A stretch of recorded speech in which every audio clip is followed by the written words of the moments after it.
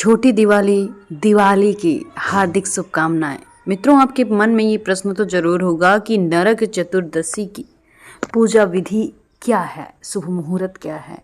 इसके साथ ही इसी वीडियो में आपको कथा भी सुनने को मिलेगी। साल 2024 में नरक चतुर्दशी का त्यौहार आज यानी 30 अक्टूबर को है। इस दिन पूजा का शुभ मुहूर्त कब होगा, पूजा की विधि क्या है, सब कुछ आज हम आपको इसी वीडियो में बताने वाले हैं। नरक चतुर्दशी जिसे छोटी दिवाली या रूप चौदस या काली चौदस के नाम से जाना जाता है, दिवाली के एक दिन पहले मनाई जाती है। साल 2024 में नरक चौदस का त्यौहार 30 अक्टूबर को मनाया जा रहा है। इस दिन को विशेष पूजा और स्नान के लिए महत्वपूर्ण माना गया है, जिसका उद्देश्य बुरी यानी कि नेगेटिव एनर्जी को दूर करना होता है और पवित्रता का ये व्रत और पूजा होती है। ये दिन भगवान कृष्ण और नरकासुर के वध से जुड़ा हुआ है। हालांकि इस दिन माता काली, शिव जी, हनुमान जी और यमदेव की पूजा करना शुभ फल की प्राप्ति कराता है। इस दिन पूजा का शुभ मुहूर्त क्या है, पूजा विधि क्या है, आइए सब कुछ जानते हैं एक एक करके। नरक चतुर्दशी का त्यौहार 30 अक्टूबर को मनाया जा रहा है। इस दिन शाम के लिए पूजा का शुभ मुहूर्त 5:41 से 7 बजे तक रहेगा। वहीं अभ्यंग स्नान चतुर्दशी तिथि में 31 अक्टूबर को सुबह 5:33 से 6:47 के बीच रहेगा।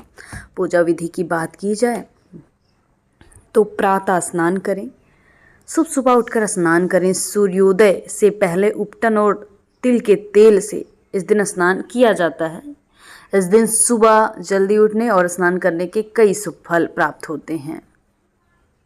दीप जलाना, स्नान के बाद घर के मुख्य द्वार पर या अन्य स्थानों पर दीप जलाएं। ऐसा करने से निगेटिव एनर्जी दूर होती है, आप कामयाब होंगे। साथ ही दीप जलाने से भगवान के साथ आपके पितृ भी प्रसन्न होंगे। भगवान की पूजा, इस दिन पूजा स्थल पर दीप अगरबत्ती आदि जलाएं। इसके बाद भगवान कृष्ण, माता काली, यमराज की पूजा करें। नरकासुर के वध में श्री कृष्ण ने देवी काली का आह्वान किया था। यमराज के लिए एक दीपक जलाकर घर के बाहर रख दें, जिसे यम दीपक कहा जाता है। नैवेद्य अर्पित करें।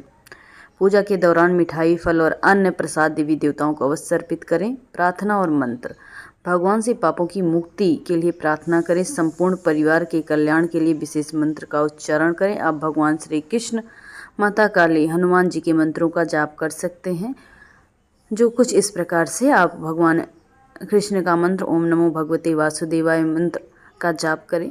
ऐसे ही माता काली और हनुमान जी के मंत्र का जाप कर सकते हैं।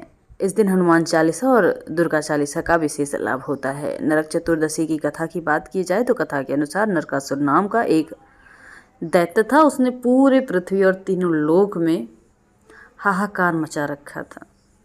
इस चीज़ से परेशान होकर इंद्र भगवान श्री कृष्ण के पास जाते हैं। कहते हैं उसने तीनों लोक में हाहाकार मचा रखा है, हमें भी मार पीट के भगा दिया है। साथ ही 16,000 कन्याओं को उसने कैद में कर लिया है। ये बात सुनकर भगवान श्री कृष्ण सत्यभामा के पास जाते हैं। कहते हैं देवी, तुम्हारी मदद का टाइम आ चुका है।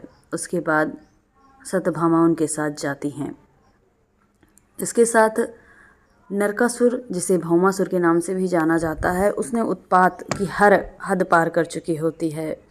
उसको ये आशीर्वाद होता है कि उसकी मृत्यु की वजह कोई स्त्री ही बनेगी। इस वजह से सत्यभामा भगवान श्री कृष्ण की सारथी बन के युद्ध के लिए जाती हैं। इसके बाद भगवान श्री कृष्ण और सत्यभामा दोनों मिलकर भौमासुर यानी नरकासुर का वध कर देते हैं। उनके पुत्र का भी वध कर देते हैं। पूरे साम्राज्य को मिट्टी में मिला देते हैं। इसके बाद जो 16,000 रानियों को भौमासुर यानी नरकासुर ने कैद कर रखा था, उन्हें छुड़ाते हैं। छुड़ाने के बाद उन्हें अपने अपने घर भेजते हैं, लेकिन उनके घर परिवार वाले उन्हें अपनाते नहीं हैं। लोक लाजवश वो फिर भगवान श्री कृष्ण के पास आती हैं। भगवान श्री कृष्ण उन सभी को अपनी पत्नी मान लेते हैं, उनसे विवाह कर लेते हैं। इसके बाद वो अपने जीवन को सुखपूर्वक जीने लगती हैं। और जो उस दिन, जिस दिन भौमासुर का भगवान श्री कृष्ण ने वध किया था उस दिन नरक चतुर्दशी यानी कि दिवाली के एक दिन पहले की 14 तिथि थी, जिसे काली चौदसी या नरक चतुर्दशी के नाम से जाना जाता है। तब से ये दिन यादगार हो जाता है और इस दिन को नरक चतुर्दशी के नाम से जाना जाता है।